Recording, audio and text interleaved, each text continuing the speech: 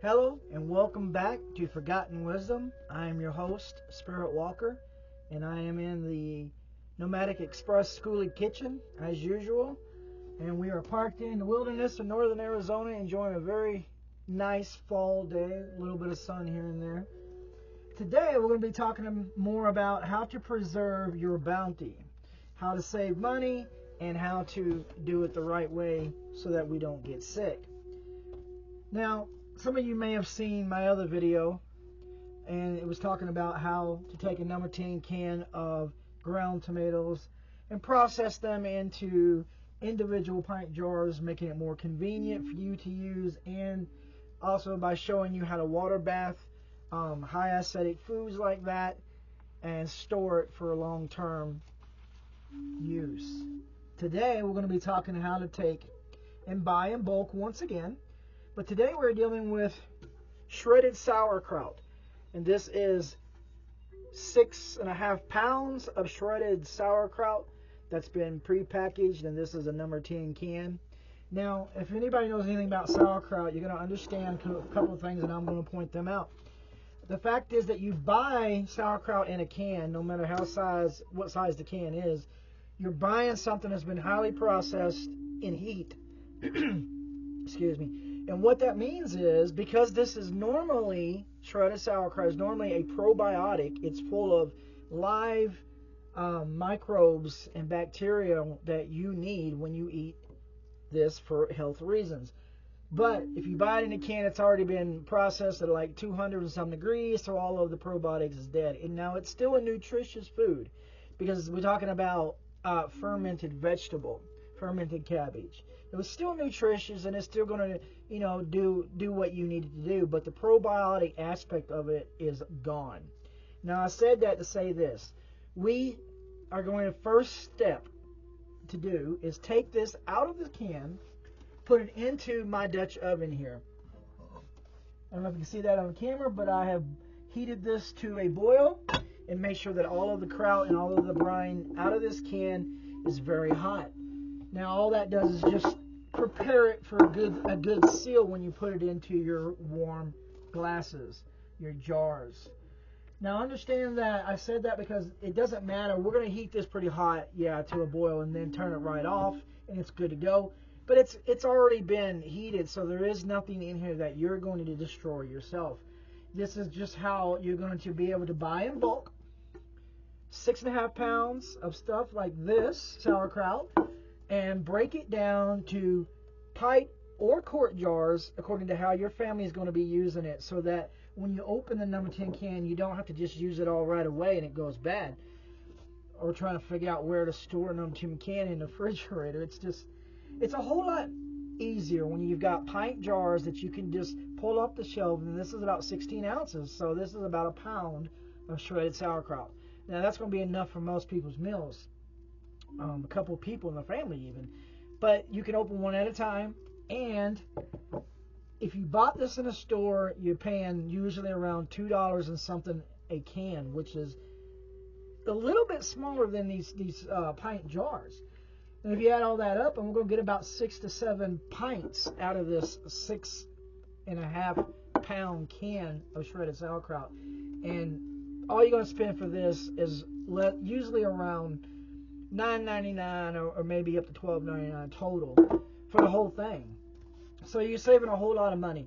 And to make it convenient, all you do is you need to know how to put it into the jars and then water bath or can this so that it's done properly and it stays sealed. So after we heated up our sauerkraut and our brine in what I chose here, the Dutch oven, to a boil, turned it off, set it aside, it's nice and hot. While we were doing that, we were sanitizing and heating our jars in the canner. And I think there's one more in there. Yes. Come out of there, booger. Alright. Well, being one in the canner, it was hard to get it out compared to the rest of these. Alright. We have 7 pints right here. We may be using 7, we may be using 6. The jars are heated. I have my lids boiled sitting over here, and they're still very hot as well. You want to heat your lids up very hot. Heat up your jars and heat up what's going into the jar. This makes sure that you got a good seal, you kill the bacteria, and everything's clean. Alright, so then after our jars, all you're going to do is take what's in here and you're going to fill this jar.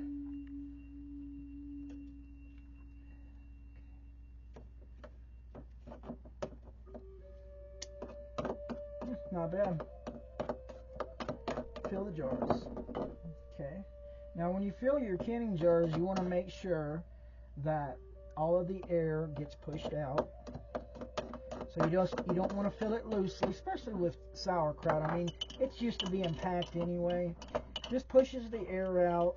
It saves you room, and this is going to make for a better storage of your product as well.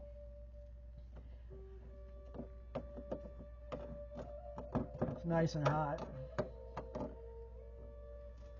Alright. Now you're just going to keep filling your jar. This is definitely going to need to be wiped down. Keep filling your jar until there's about a 1-inch head space. And this constantly makes its brine.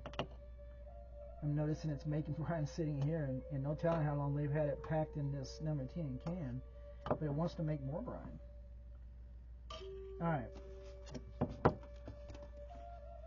So once you get your jar filled to about 1 inch of headspace, you want to wipe it off. You always wipe your rim off because this helps guarantee a strong seal. You try not to get it up to the top to where it's going to be all over the lid, because that part's not ever going to be good. Alright, once you got all 7 of your jars filled just like this one, you're just going to take one of the hot lids.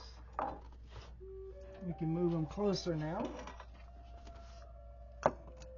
Alright, take one of your lids, put it on the jar, make sure it fits nice.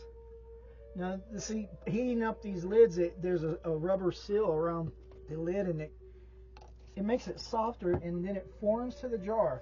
Alright, you put your lid on, put your ring on, and now this is ready to go into the canner.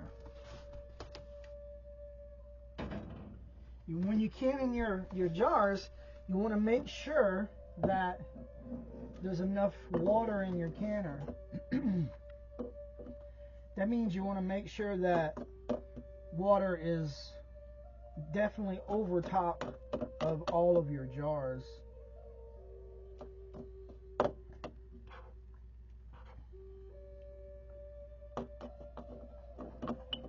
Push it down. Make sure all of the air is out of it. Now remember, the brine's going to be heavier than the product, and so all the brine's going to go down to the bottom of the pan here. And what you need to do is make sure that you get the brine every once in a while and put it in here. If not, your last jar that you do is going to be mostly brine. So you got to be mindful of that right there. That you should be grabbing some of the brine before you get to the end. Alright, this one looks pretty good. Wipe off your rim. Prevents bacteria growing. Prevents a bad seal.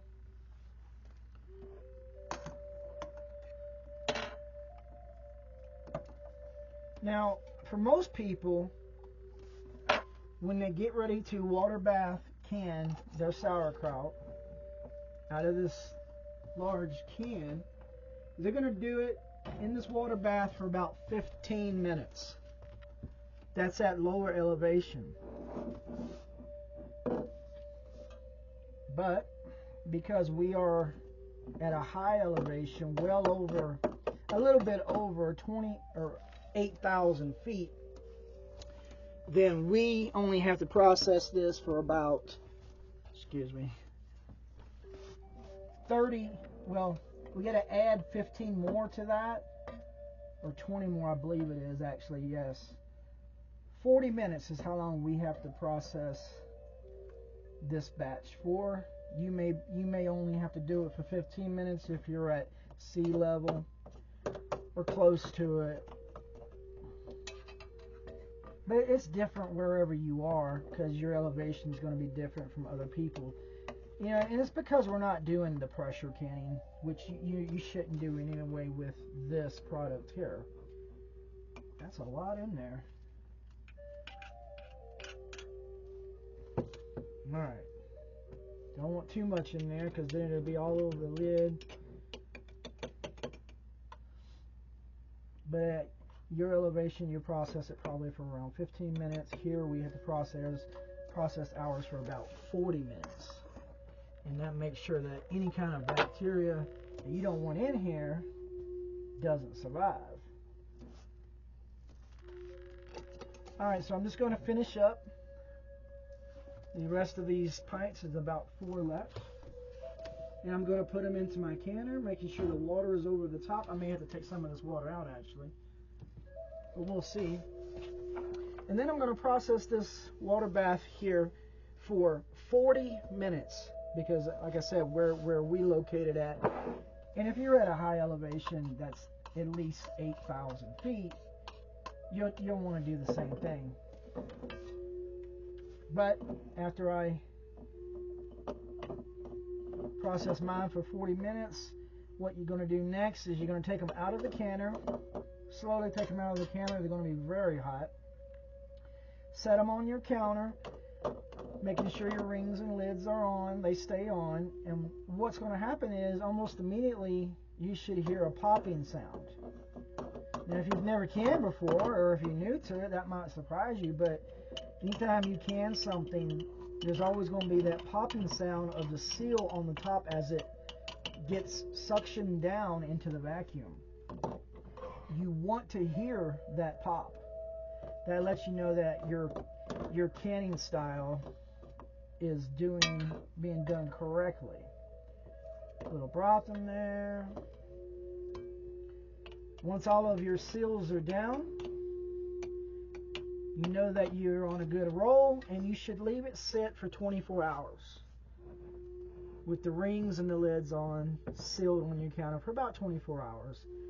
After 24 hours, you can come along, and a lot of people like to take their rings, this ring here, off of their jars. But the lids, of course, will stay sealed. The reason for that is because if you have a bad seal and it pops later on, you may not notice it, so that you can do something about it properly, because that ring is on there holding down that seal.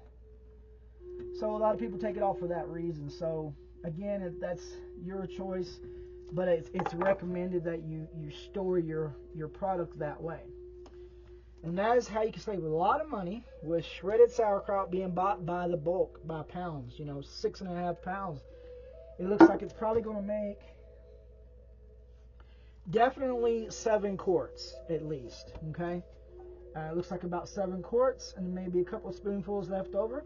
But again, you save a lot of money by doing that. It makes it very convenient. And when you process the water bath this at the proper way and proper temperature, it will stay good on your shelf for up to 2 years.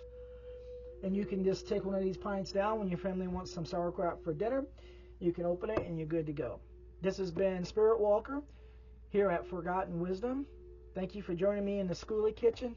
I'll see you next time.